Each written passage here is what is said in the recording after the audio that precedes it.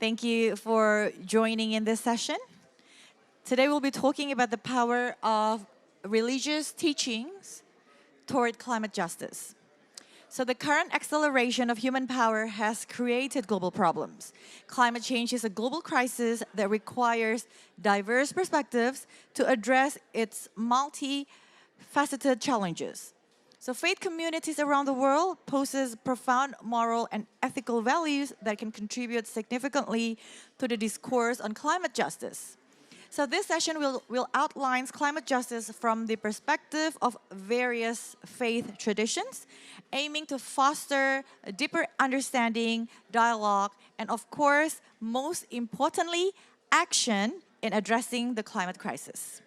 To commence our session today, please welcome our moderator, Ibu Nana Firman. She's from Green Faith, and she's the Senior Ambassador of the organization. Over to you, Ibu.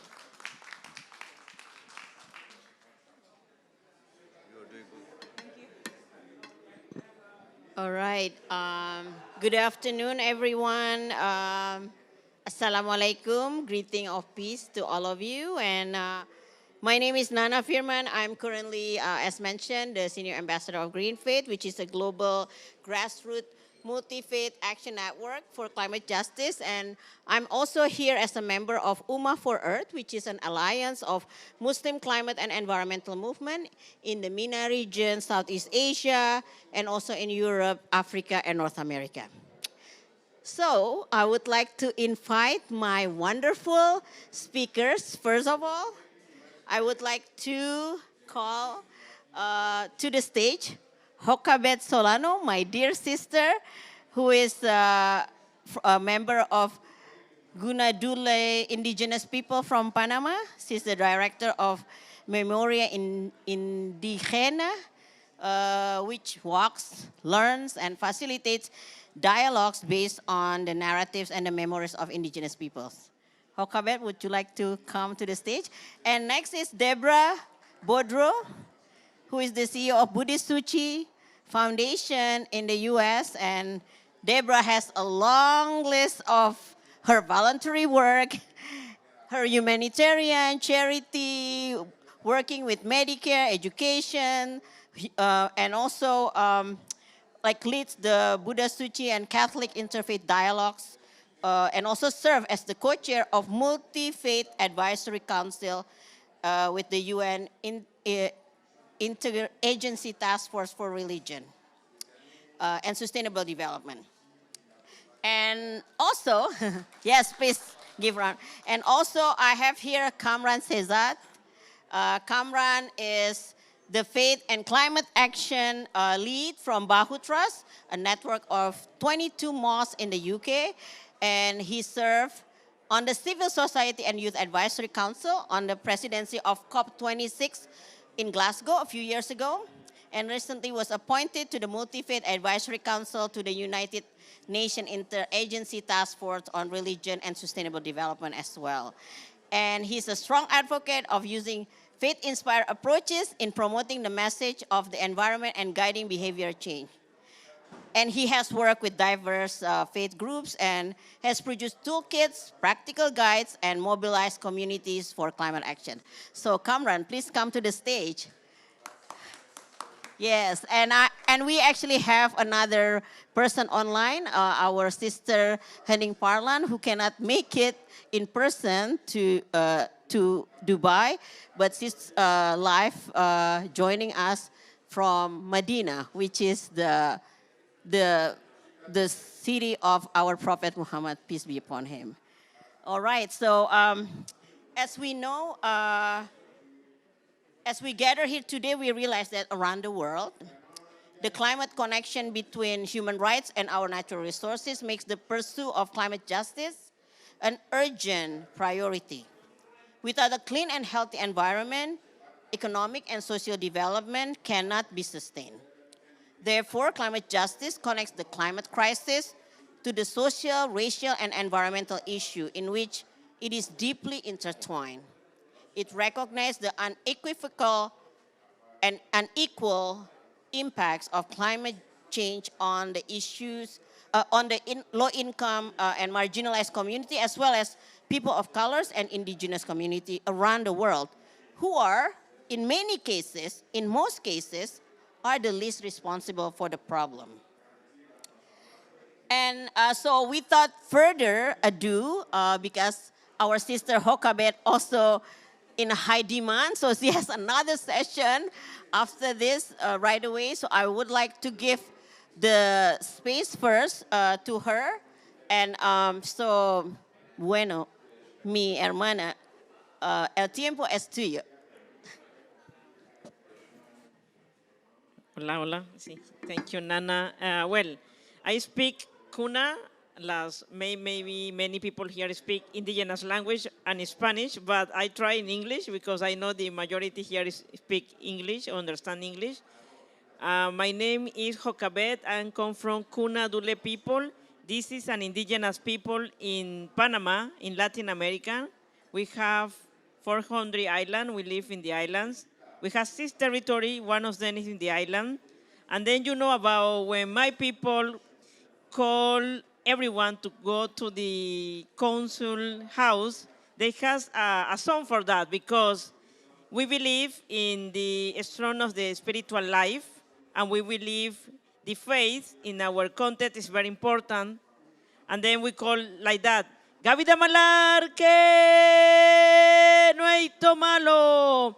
And then the guys walking around the island, and everyone listen this call, and they are coming to the Congress House to listen the song of our grandmothers, our grandfathers. And that song is come from many, many centuries ago, and it's very close about our relation with the land, with the earth, with the all living beings in our community. For my people, Kunaduli people, it's very important this relation. We have many ceremonies. We call the land Mother Earth, in my language, Nana Olo Wadule, and we call the sea great grandmother. In my language, Mubili, we call the sun Dad Ibe, it's mean great grandfather. And we call the tree sisters, because for us, the entire living beings, they are older than us, and we are the else, how do you say that when you are the new generation, and the old biodiversity is the old generation. And then I want to tell you about one ceremony, and then to talk what we are doing here as indigenous people, and what we wanted in our statements as indigenous people in the court. One of the ceremony we want to share with you is about the first tree.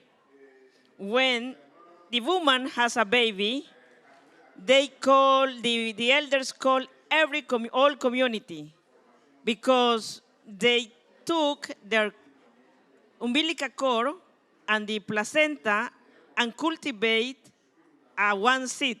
It's a native seed. In my community, because the native seed is cocoa, we have many cocoa because we are the island, a coconut, cacao, and banana. And then when we cultivate our umbilical cord with placenta and this seed, the mother, the grandmother, sing a song like that. It's mean, pay attention, sisters and brothers. And then they put the seed in the land, and when the seed is grow, we call everyone to drink the first juice, and then we say we are united with the Mother Earth, we are united with the ancestor, we are united with the baby, we are united with the sister and brother, we are united with the community cosmos. And that's mean very important for us, because when we grow out as a child, a youth, an elder, we remember the importance of our relation. All the relation is important. And when we have some broke with our relation, we have this kind of crisis we have today, the emergencies of climate change. And Dixon say like that, Ai je de gi je. Nana burba vala mi de nueito malo de gi je. And the grandmothers sing because they remember sometimes our spirit is sleeping. And one time our spirit need to awake. And to awake mean we have to has a good relation with all the community. And what we are here as indigenous people, because we believe some of broken it happened with the humanity in our relation. And we are here because we want to share our knowledge and we want to call an other sister and brother come back again with our relation with the Mother Earth, with the Creator, as a human beings. And the other things, because when we're talking about human rights, we're talking about human indigenous rights. And in many territories, governments, states, as my people, you know, in Latin America, I come from Latin America, we have a lot of displacement because climate change. We have a lot of genocide because some company want our lands. We have many die because defenders of climate change. And then here we want to say how we can working together as a community of faith, how we can work together as a human beings to stand with indigenous people. And the other thing is because when we read the papers, you know, and we are waiting about final paper, we want to see some phrases about indigenous people, but we need to recognize that in the statement, final statement. And that's important because we are here. In the COP28, we have 450 delegations from indigenous people, and they're around here.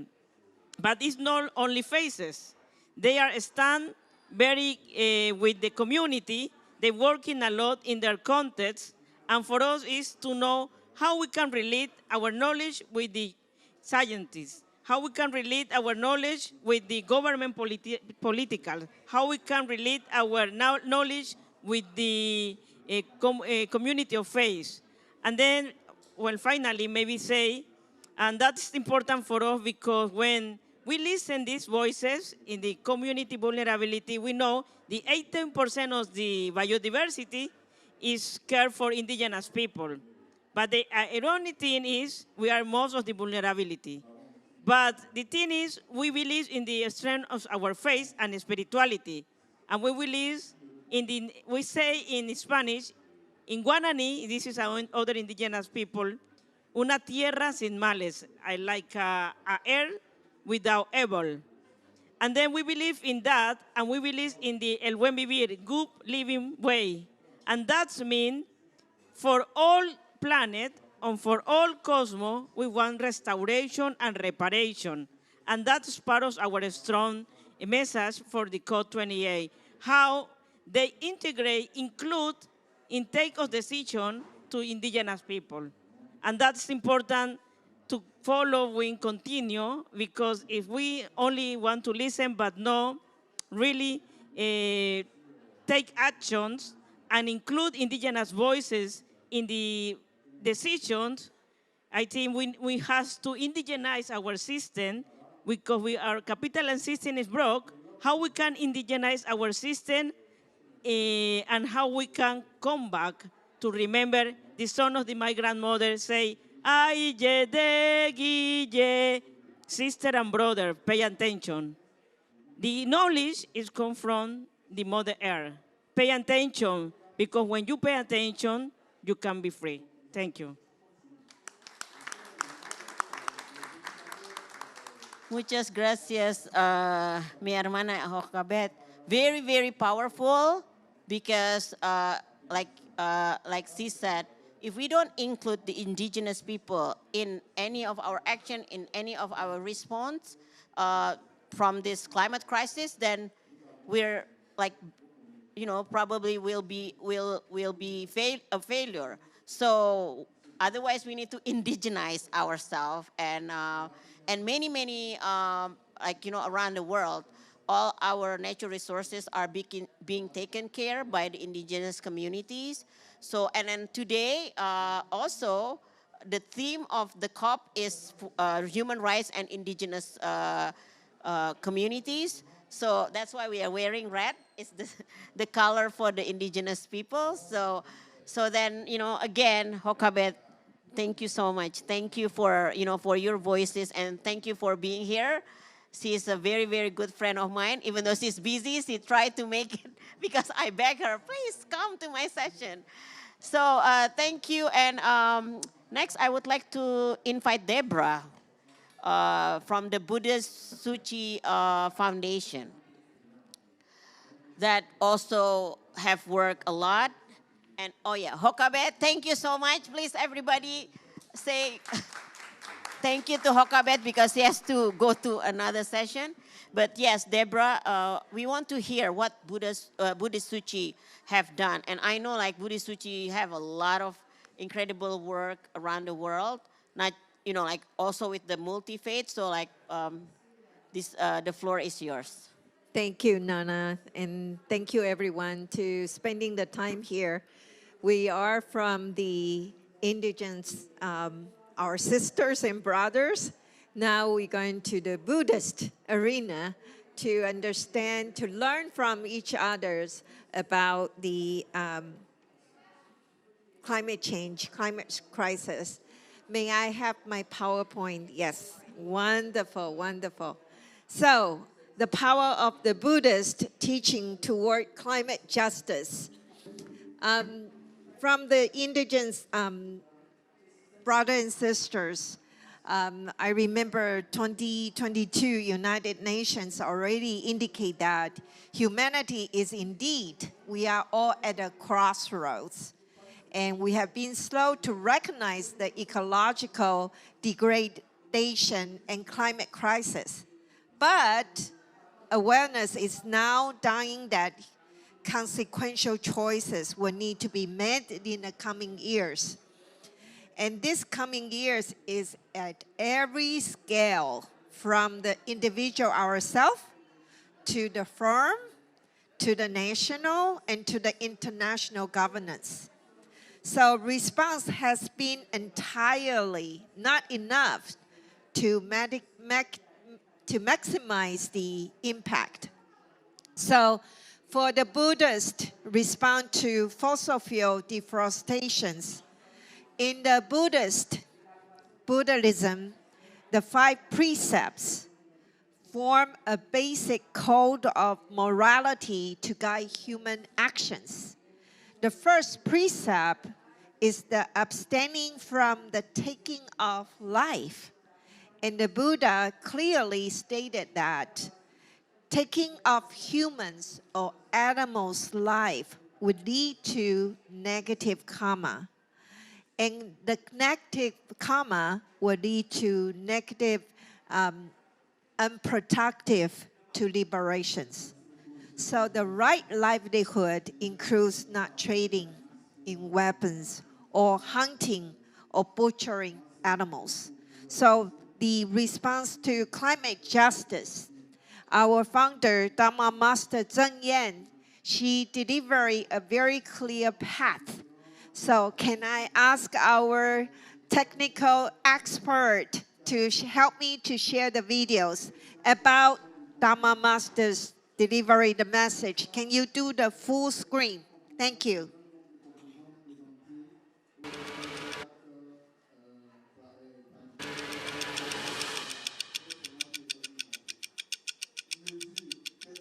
这种的不调和的天气，自然的法则，大地被破坏，因为人的意念越来越大，所以我一直说来不及了，来不及，来不及怎么办呢？回收不可，回溯不可。许许多多的国家，就是因为气候变迁带来了人间的不调和。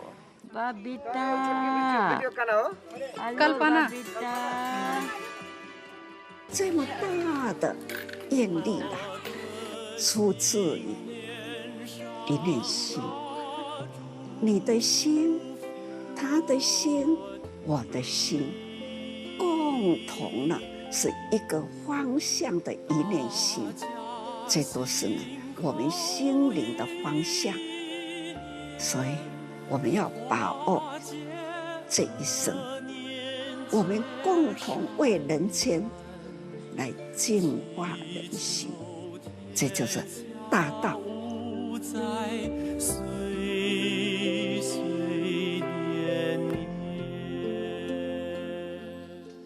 Purifying minds for a peaceful world.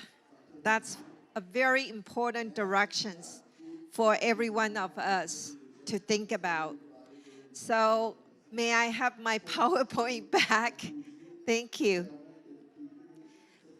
The Buddhists believe climate urgency. The urgency really leading to so-called suffering.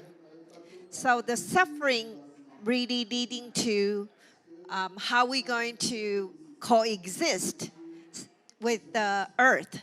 So our sister just indicate that brother and sister, the ecological balance and how we're going to reduce the suffering. We all know we have 2 hands, 1 hand, 10 fingers. And the environmental really give us a capacity for the Buddhism to share how to develop the idea to protect our Mother Earth. So this idea empower of every single one to look into it, the desire of getting something from our hands to do it. So you can see on the 10 hands, 10 fingers, each one can play a very important function to support the climate change. As a Buddhist perspective or environmental, psychological, the dimensions of the human spirits in nature offer a lot of spirit to support the essence of the earth. And the deep human connection is revealed from a Buddhist perspective, a sense of spiritual freedom refined in nature. From the stillness of the woods comes joy and awakening. So, the oneness of life and the environment in Buddhism is in a world, a living being and its environment are single integrated. This single integrate dynamic enhances the fundamental inseparable. So for the Buddhisms, everything around us, including work, family, and reflection of our inner lives. Currently, Buddha Tzu Chi Foundation have 133 countries with the volunteers around 68, around 5 continents. Every one of us deliver 4 major missions: charity, medical, education, humanitarians. So as a Buddhist, we try to serve the model of humanitarian and Buddhist effort to amplifying the Bodhisattva path by relieving suffering and nurturing the hope and building community. Relieving suffering, nurturing the hope, and building community. We have 3 major pillars we'd like to share during the COP28.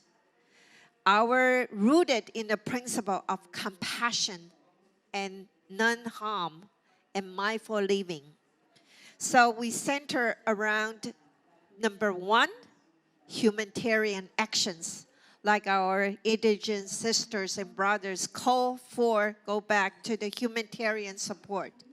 Number 2, we need to environmental conservation. Our Mother Earth, we have to working together. Number 3, to promote vegetarianism.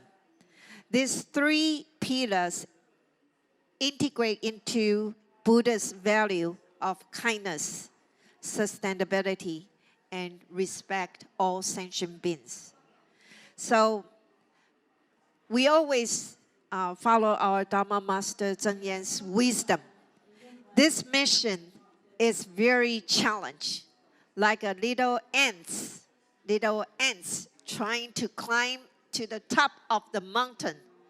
It's not an easy task. However, this mission can be accomplished with everyone's support. So, 慈 means compassion. Ji means relief or joy. We all can work together to make this one home, one planet, one nature.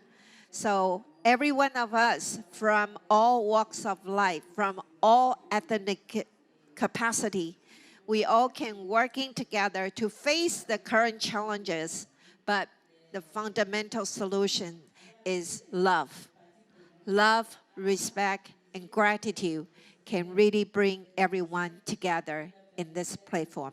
Thank you so much.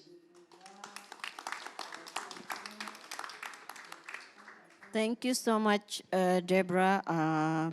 Love, respect, and gratitude. Very important 3 words.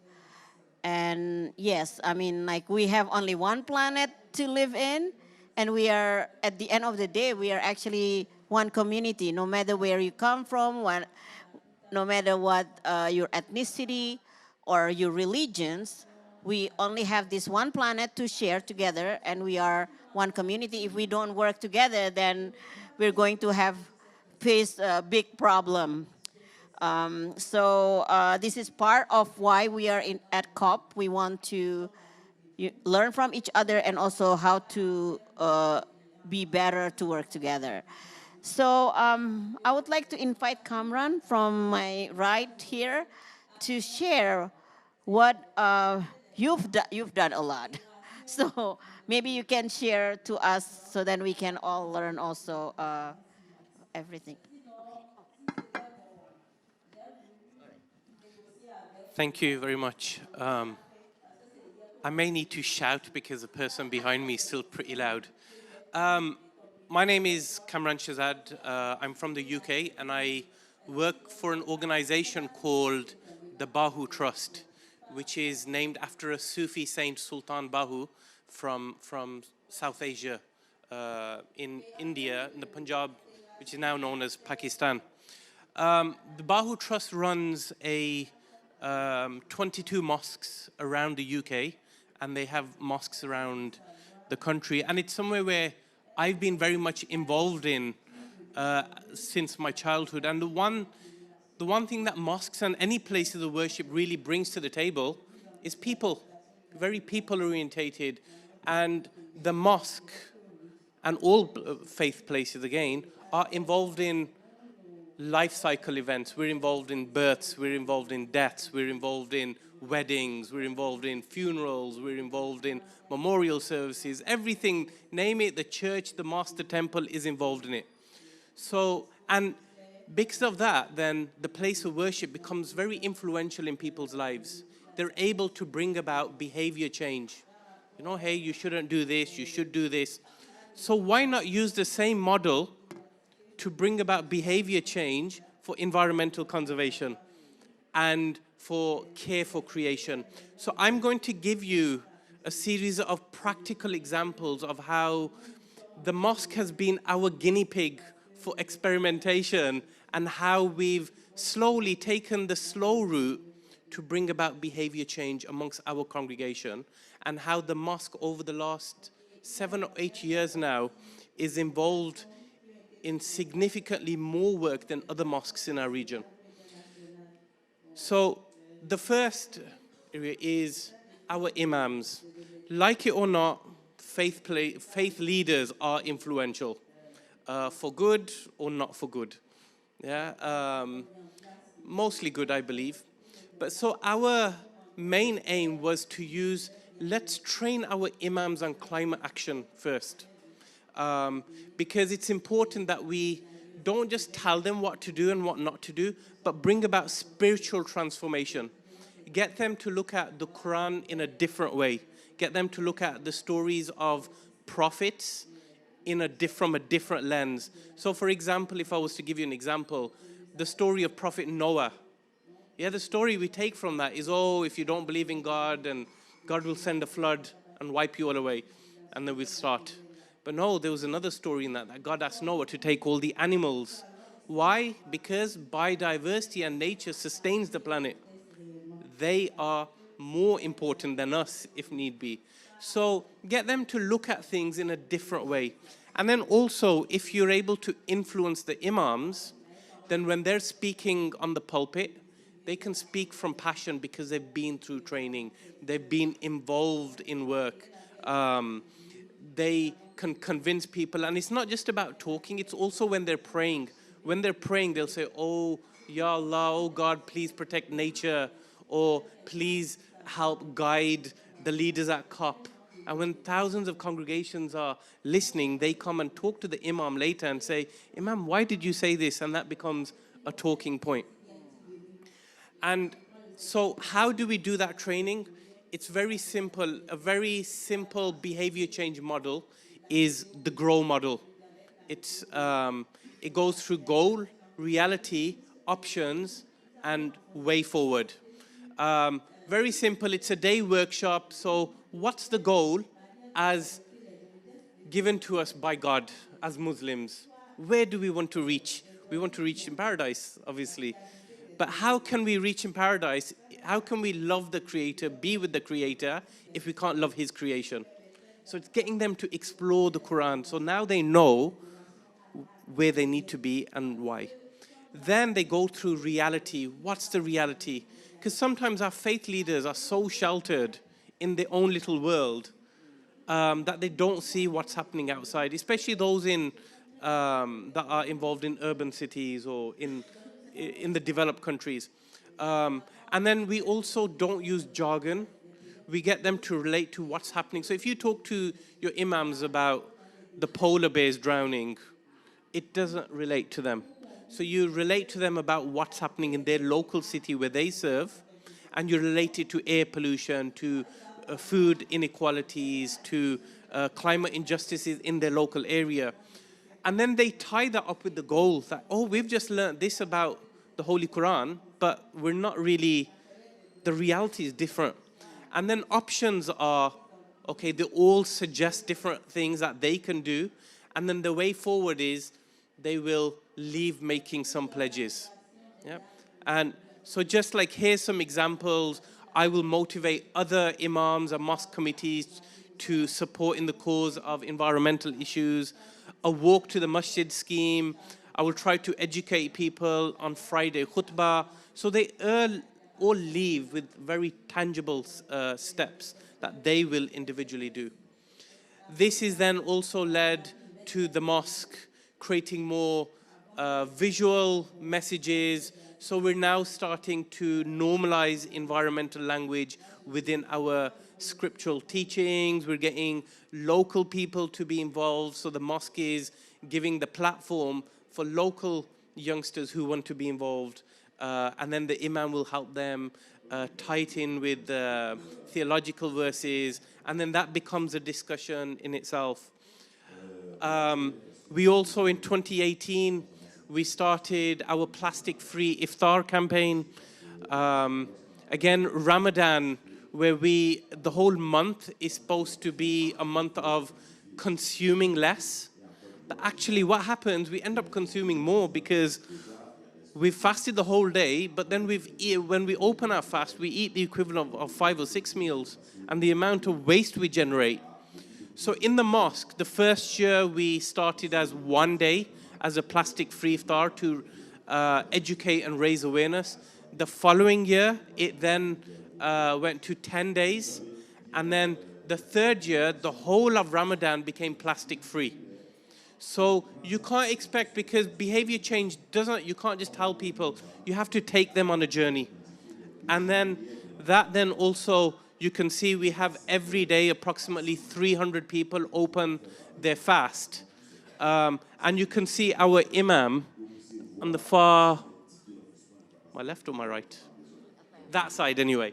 Yeah, he now starts to bring his own tiffin box, and here's a story of his is quite unique, which I'll tell you later. He refused to get involved in the plastic-free iftar, and I'll tell you his story later, how he changed.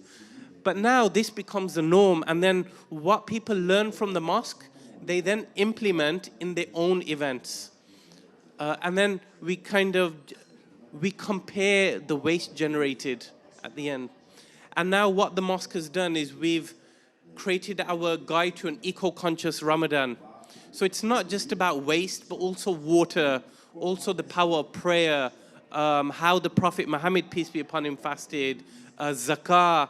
It goes through a whole series of things about how to make it eco-Ramadan. And we've called it an eco-conscious Ramadan, not an eco-Ramadan, because we're trying to reach out to people's minds that you need to make the change, not the mosque. It has to come from you.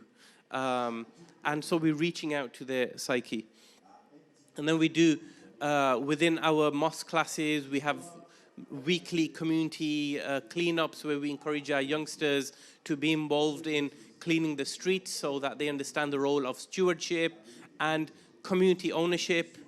Our 22 mosques, 20 of our mosques now have solar panels, green, clean energy. But we didn't win the argument by telling our trustees that, hey, this is environmentally friendly or net zero. No, it'll go in one ear, come out the other. We won them over by giving them the economic argument. And it won and it was job done, but slowly then we use this as a way to educate. And we've also, because of this, the mosque has been very successful because our mosque is based in a very deprived area of the UK. So I'm third generation Pakistani. When our grandparents came, we are still living in those same homes. Even though we own our homes, they're very poor quality homes. So we've secured 7, because of the power of faith places, 2 mosques, 2 churches came together and they secured £7 million from the local government in order to improve the standard of the homes to make them more climate friendly, and which I can talk about later. Our madrasa syllabus, so we have added sustainable living into our madrasa syllabus, and this was in partnership with Green Faith.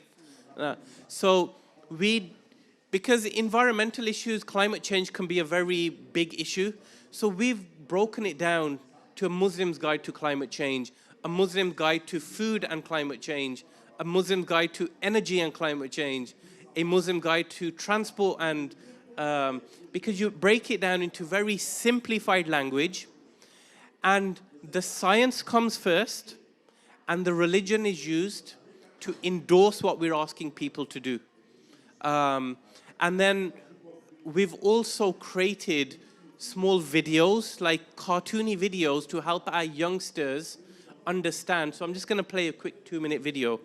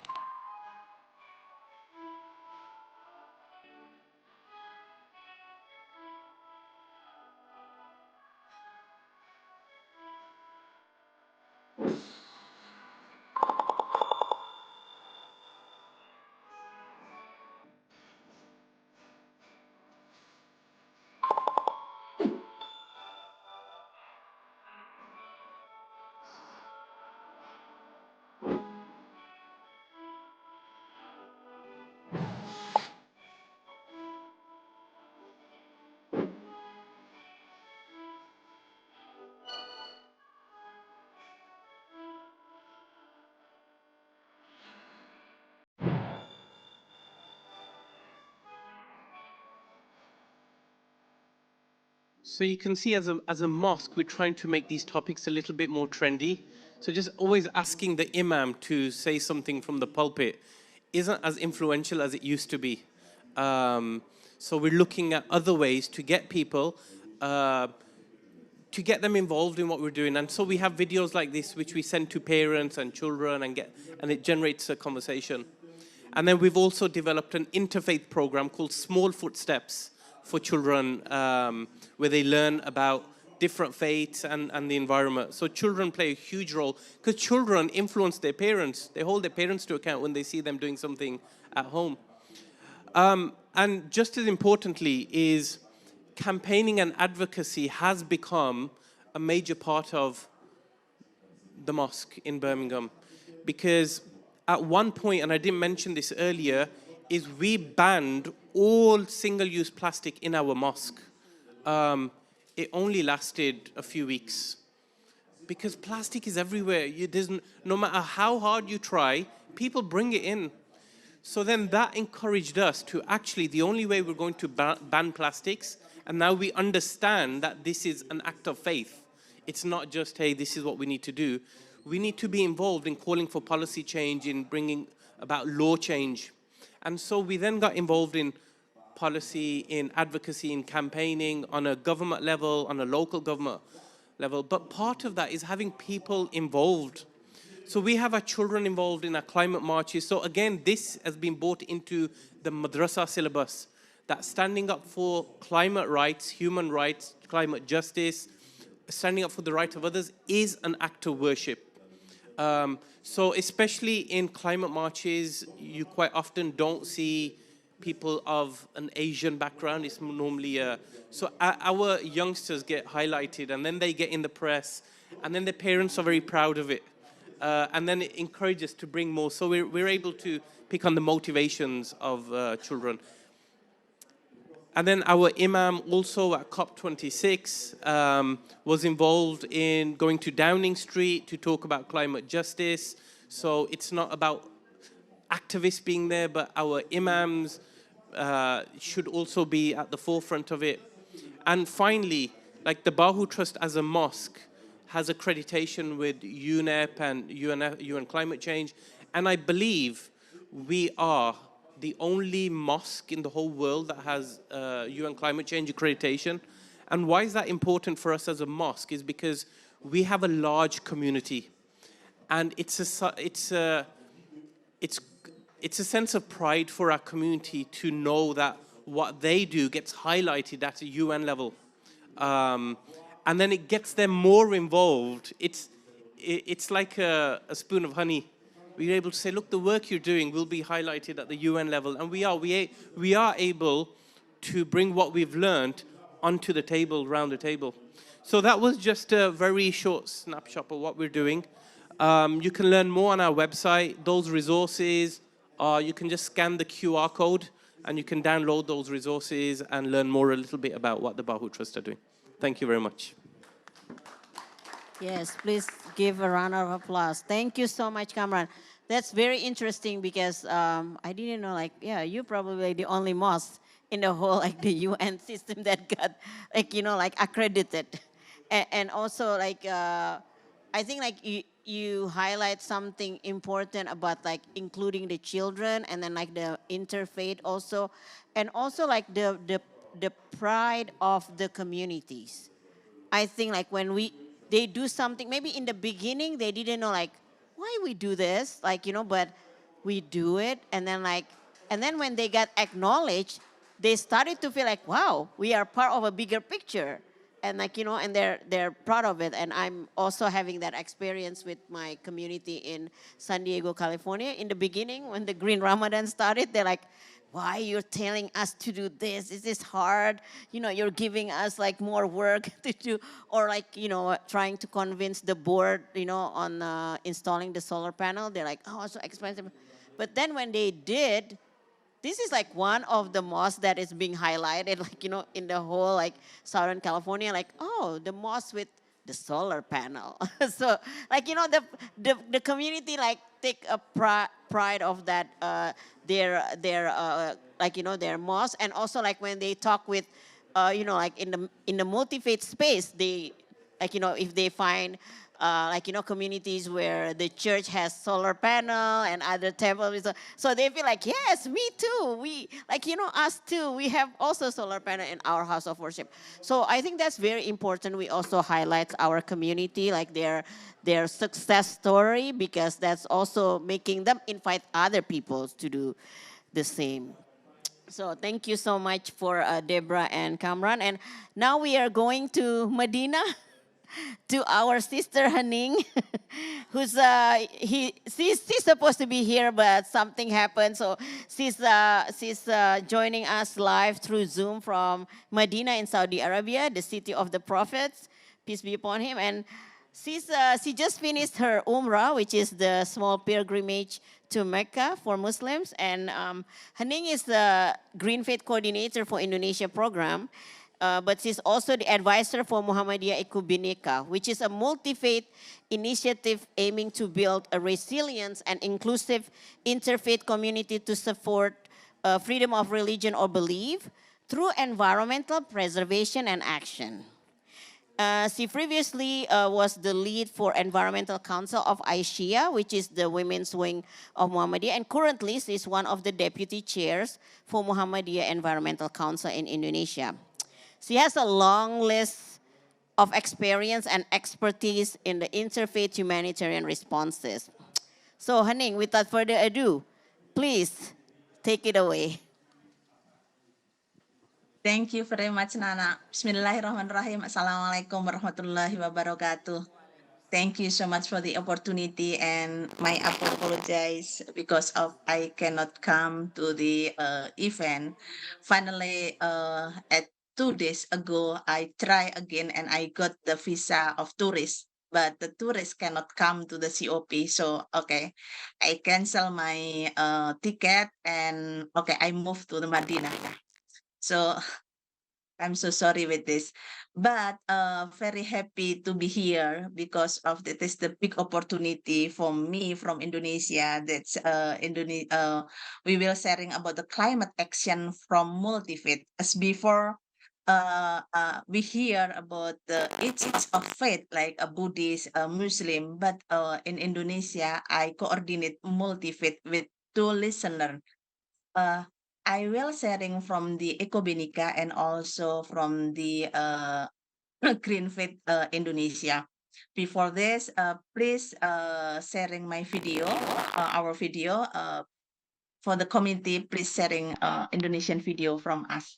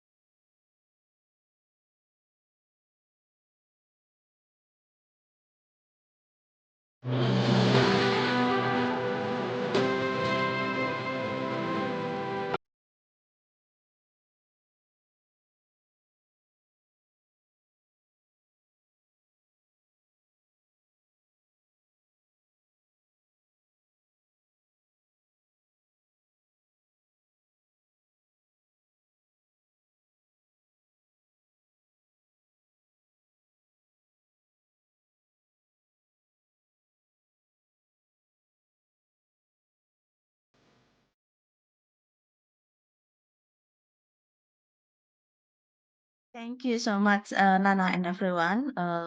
So I will start with my presentation. As as we see, I'm from Indonesia, so I will start with the sharing the power of religious teaching towards climate change from the multi-faith. As for your information, Indonesia, you can and always remember that we have the Pancasila. The Republic of Indonesia is based on the Pancasila, a state ideology and foundation for all aspects of government and governance in Indonesia. The Pancasila is derived from the Sanskrit language, which means five principles. Number one is belief in one God. Number two is a just and civilized humanity. Number three is unity of Indonesia. Number four is democracy by the wisdom of the congregation representative from the people. Five is social justice for all Indonesian. As the Pancasila state, Indonesia is secular religious state. Secular means the state is based on certain religions or theocracy to respect and fulfill civil rights. To state provides religious, health, education, child, and environment for sure.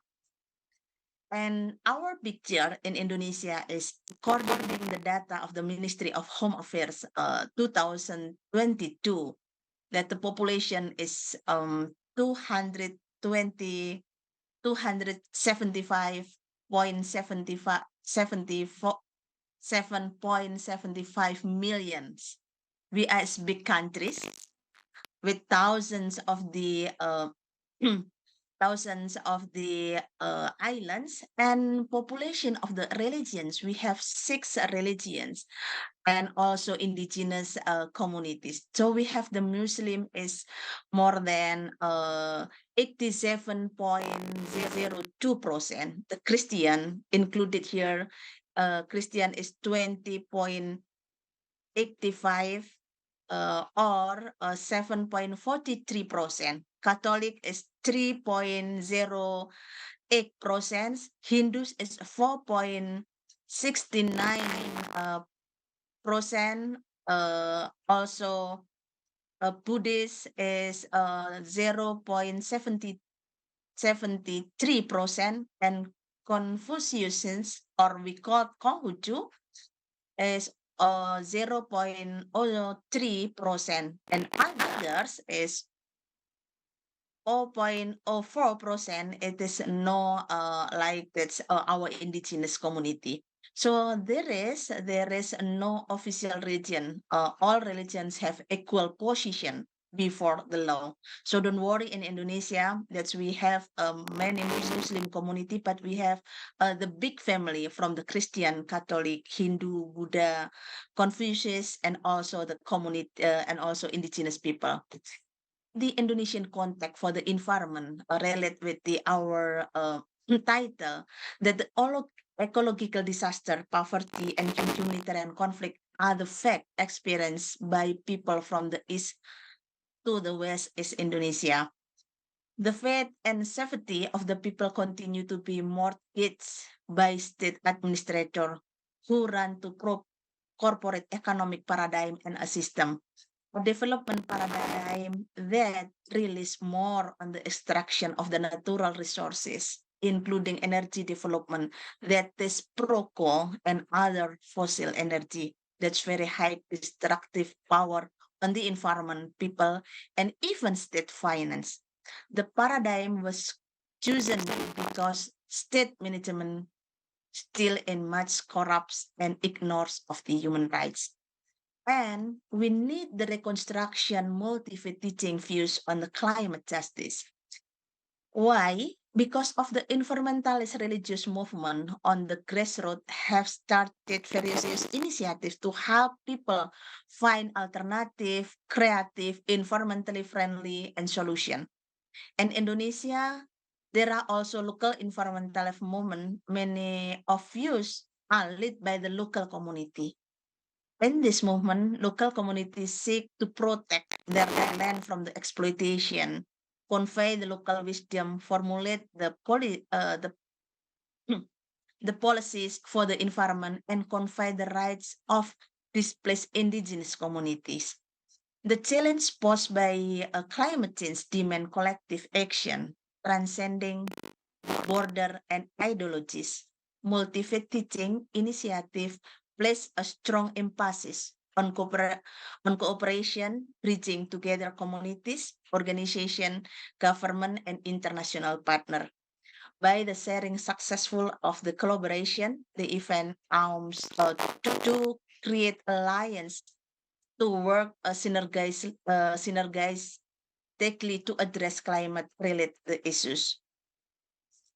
With the mostly 85% and the world population belonging to the faith group, the Earthrise series explore the role, power, and commitment of faith, religion, and spiritually in creating change for the environment and how these communities can work together on this common goal by taking action on climate change. We can see in the diagram here that they have powerful of the religions. Number one, we have the references or a base of the our teaching. Number two is respect or mutual respect. Number three is restraint or self-control. So why our colleagues share about our control, how the individual have responsibility. And also number four is about the sharing, and number five is responsibility. So in the religions, we have five important things that in each of the people have it.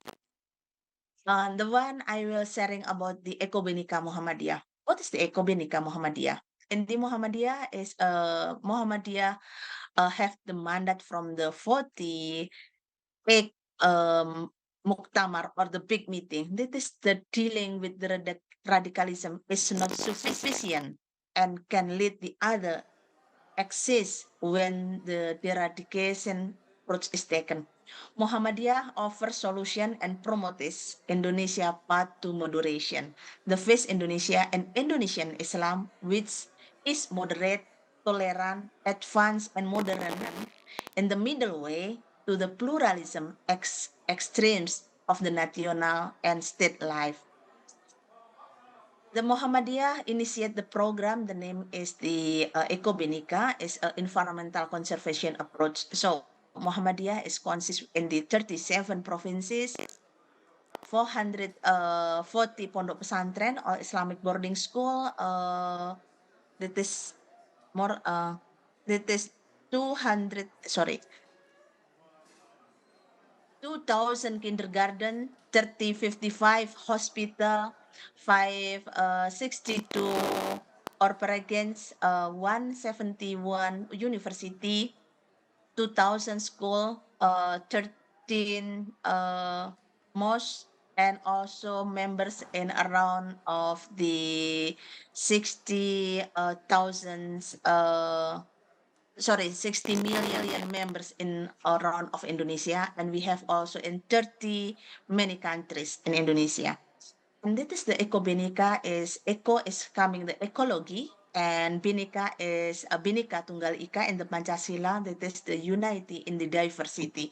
So comes of the national value, namely is Bhinneka Tunggal Ika, which means that even we are different, but we are still united.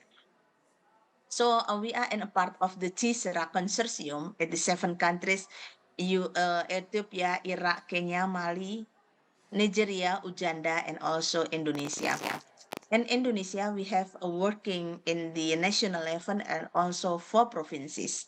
In the West Kalimantan, East Java, Banyuwangi, Central Java, and North Maluku. What are we doing in there? So we are working in 3 approaches: intra-religious, interreligious, and also extra-religious. So we work together with the young generation and also women. So we can see here that the interfaith community formed by 4 religions.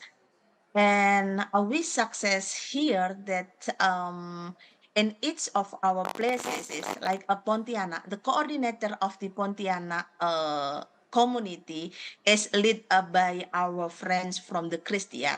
In the Surakarta is by Muslim, Ternate is by a Catholic, and Banyuwangi is by Hindu.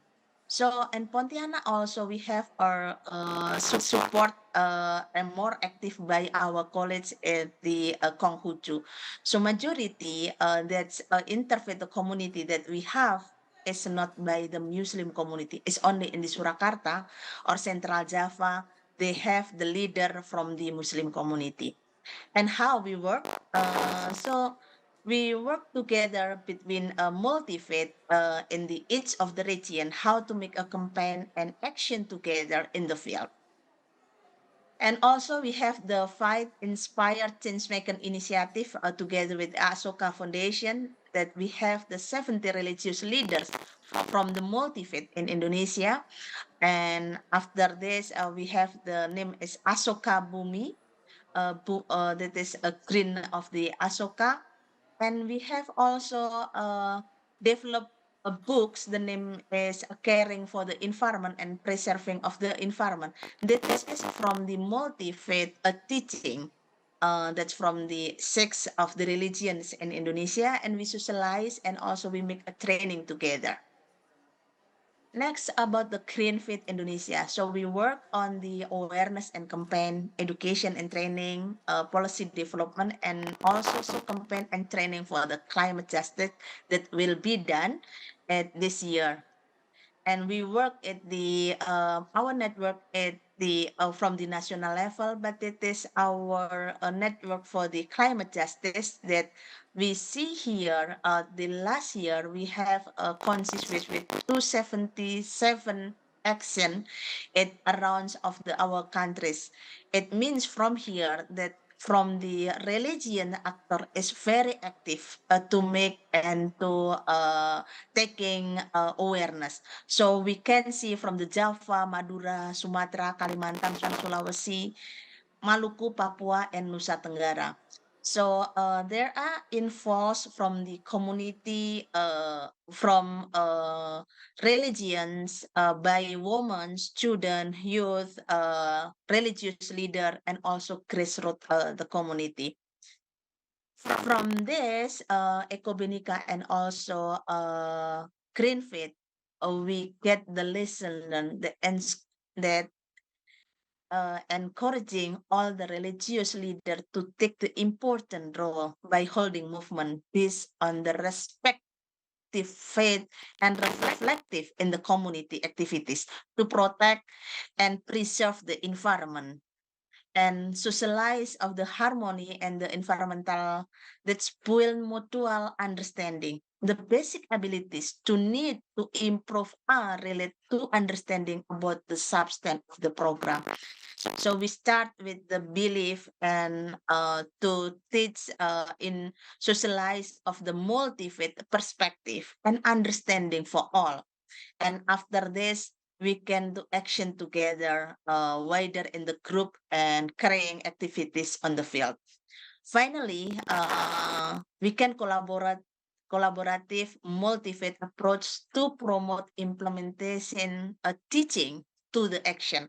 So usually we the teaching is only used in the most used at the churches, but in the action we see that the collaborative and also implement teaching to the action is very powerful. So also giving the alternative solution in the communities. Usually at the for the multi-faith, they have more and more solution or alternative solution than others organization.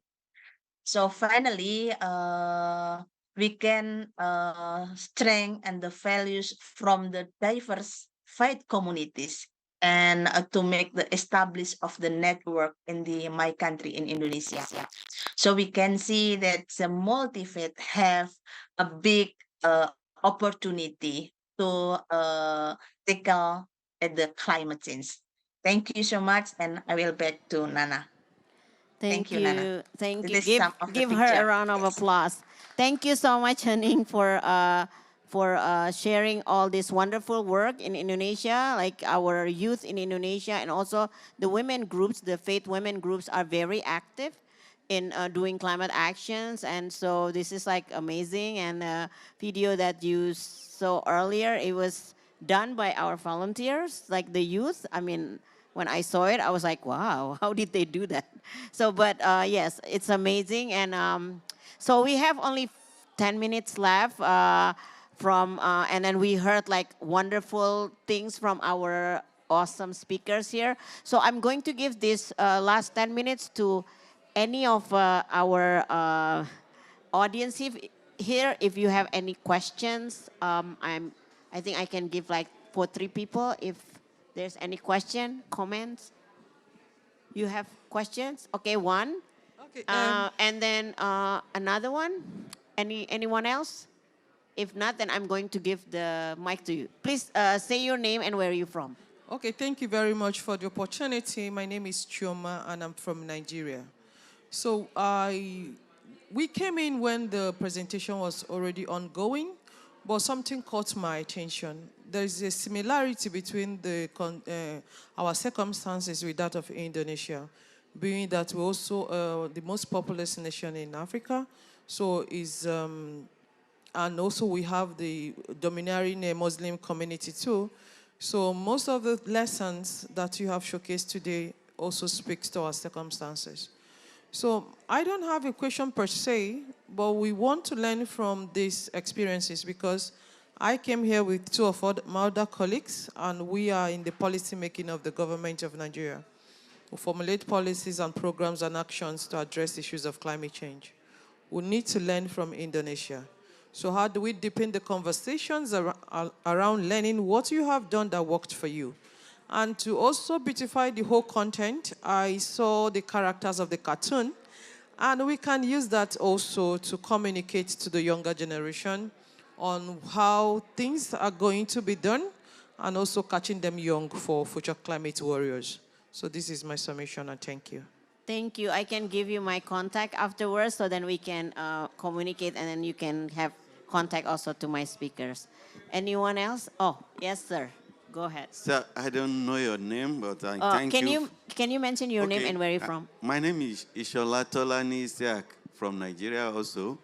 I'm sure I appreciate your presentation and other presentation. It's give me a lot of idea. But I wanted to ask, sir, how did the people take it at the first instance? You know, what's their reaction when you first start that program in the mosque with imam and other congregation? Thank you. I think I mentioned I started this in the mosque about 7 years ago. I had more hair then.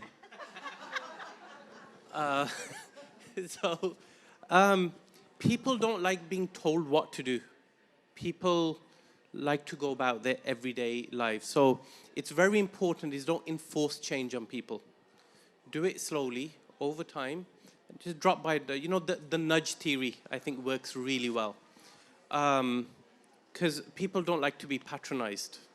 And you also need to make something fashionable. And so, it takes a little while. Give yourself patience, time. And I don't think there's ever a perfect solution. You're never going to get everything right. But it's important to take things step by step and take people along the journey with you. So there's no point saying to me, Imam or Pastor, I want you to do this speech from the pulpit. That comes afterwards. What you should be saying to them is, I want you to join me in this meeting, or I want you to go with me to this event, or I'm organizing something, I'd like you to be a part of it. So I'll give you an example. For instance, the Imam I spoke about. So you've asked me the perfect question. The Imam was against the plastic-free iftar. Yeah. So I had said to him, look, I want you to, I scripted a speech for him. I kind of learned this the hard way. I scripted a speech for him. I said, at iftar time, there's going to be 300 people. I want you to read this speech out to everyone. So he read it and he said, well, I'm not going to let go of my plastic bottle. I prefer the bottled water rather than tap water because there's chemicals and all this other thing you're asking is too hard work. We don't have time to do this. We have other things going on. So unofficially, I had to threaten him and say, look, you're doing this, whether you like it or not. So he did it. You know, like he prepared it. But when he came to the mosque, he didn't do the speech I asked him to do. What he did is he bought his tiffin box, he bought his reusable, and he bought a few other things. And to everybody, he narrated the story between me and him, and how what I had asked him to read, how the Quranic verses had inspired him to do something different. And then so he went to the shop and he bought these things. But when he spoke to the congregation, his journey and his story was more powerful than what I had scripted for him. Yeah, so he had an opportunity to, because he spoke from passion. So it's just getting there slowly. And the other one is jargon. Don't baffle people with your jargon. And everybody in this room is different. We have different motivations, we have different languages, we have so much, and we have to understand that everyone is different and the language for everybody is different. So, thank you. Thank you, Kamran. Deborah, you want to add? Yeah, regarding about your country, how we're going to work together as a Buddhist, unity is all the time. So if you have a chance, go back to the community, bring everyone together. COP give us a lot of resources, but we need to digest the resources and give opportunity for everyone to share the common goal and common value. I totally agree. Cameron mentioned about children. It's so easy to share this kind of info. So start it from education. Bring the community together, use education. Now the smartphone technology is so many information resources available, but we have to create one suitable for your community. I really want to take opportunity to say, COP is changing. Our voices has been heard. Do you remember COP, you were 6 years ago, 8 years ago. We started 10 years ago to share the concept for interfaith. Now, today, we have a faith pavilion. We talk about reduce the plastic bottle. Do you know all the staff working around here wear a t-shirt made by plastic bottle? What does that tell you? Our message does impact. It's count. What we need to do, faith. We all need to work together. Nana, bring everyone together on this platform. And from Indonesia, we need to work together to get our voices heard in positive energy, in positive karma. Then we can bring the whole team together as a universe to work for our home, our future planet. That's all I want to share. Thank you, Deborah. Yes, that's a very powerful closing. Do I still have like 1 minute? Okay, I'm looking at my time. So thank you so much for Kamran, for Deborah, and for Hokabet, and for Haning, all the way from Medina, online. And I think this is one, as Deborah mentioned, we, as faith communities, we always run around from different pavilions to have our session, but this is the first COP that has a faith pavilion. If you haven't been there, I know tomorrow is probably the last day, or the next day is the day after tomorrow is the last day. But please check it out. It's in the front. You can see it, Faith Pavilion. The building is very very unique. It's white building, and again here I'm really humble and very proud that I have maybe I can call you some of you Reverend Susan Henderson from the Interfaith Power and Light in the U.S. and also Reverend Leo Woodbury from the U.S. also. These are the people that is they're very involved in the faith, the multi-faith climate action. And also I give a shout out to Ilka Vega from the Methodist Women network. So we all work in all, not just like, in the US, I just mentioned because I know these people in person, but also like in many part of the world. I know Kamran, how many years I've known Kamran? Many years. Yeah. Oh, yes, yeah. So like with Kamran, many, many years. With Henning, don't even ask me. I don't know. Like people say like, we know each other since we were kids. And it's been like, distance and back again together. Distance. And I think like that's what the power of this kind of work. Always bring people together, like you said.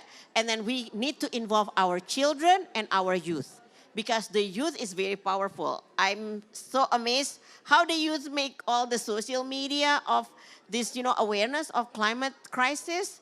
They're amazing. And also like their initiative, they're very creative. So with that, I would like to thank everyone for coming to this session, and I wish you all the awesome time for the remaining days of COP. Thank you so much. Thank you very much for Assalamualaikum. sharing all your knowledge and experience, how to influence community with faith, love, and passion to the issue of climate change.